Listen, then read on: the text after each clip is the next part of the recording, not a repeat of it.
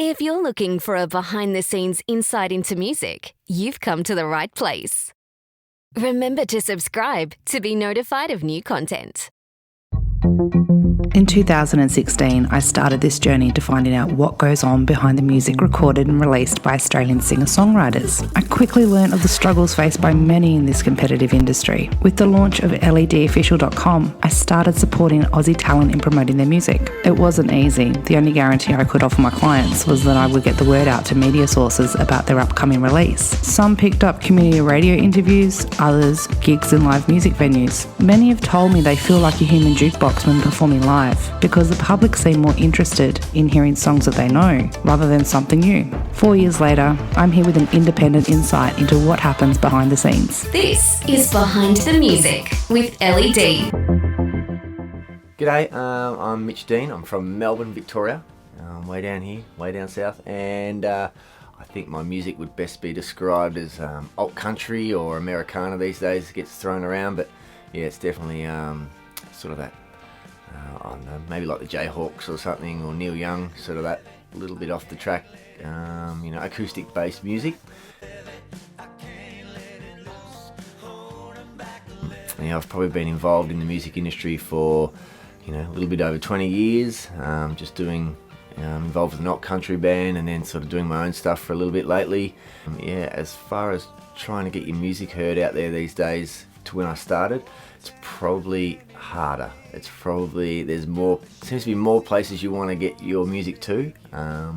It's not just radio stations these days, there's so many more, now that social media is just everywhere, and there's so many more online blogs and social media sites and you name it, that, when you're in it, you've always got your eye on so many of these things, and it just seems impossible to get your music to everywhere you want to get it to. And so it's probably more challenging now, and you'd probably think it wouldn't be, but I think it is now these days, than what it was 20 years ago. Well, probably the biggest challenge I face with marketing my own music is just having the time to form the relationships. I think there's so many different places out there that you want to get your music to, and so many people that you would need, you want it to hit their ears and hopefully like it, but it's just so hard to be constantly, and they've got so many people contacting them, so I can imagine how hard it would be on their end. But yeah, just trying to form relationships that might help, with people that might help push your music. That's probably the biggest challenge. So my social platforms I think are working okay, not bad for, you find some acts where you get maybe 40-year-olds, 50-year-olds, and it drops right off, and you can see the younger acts really know how to cultivate it and work it so much better. But I'm going to go with not too bad. Not too bad. I'm going to go with what would help my music reach more people around the world. And these days, I think it's so much to do with catching people's eyes and ears on social media. So I think maybe that's where a lot more budget as far as marketing your music needs to be pushed. And you can get people to hear your music in other countries if you target them that way.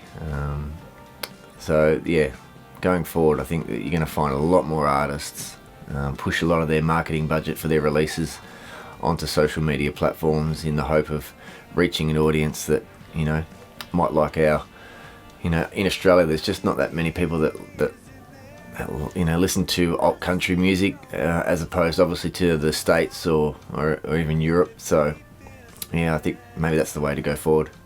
I would just like to say that support your local music, as much as you can.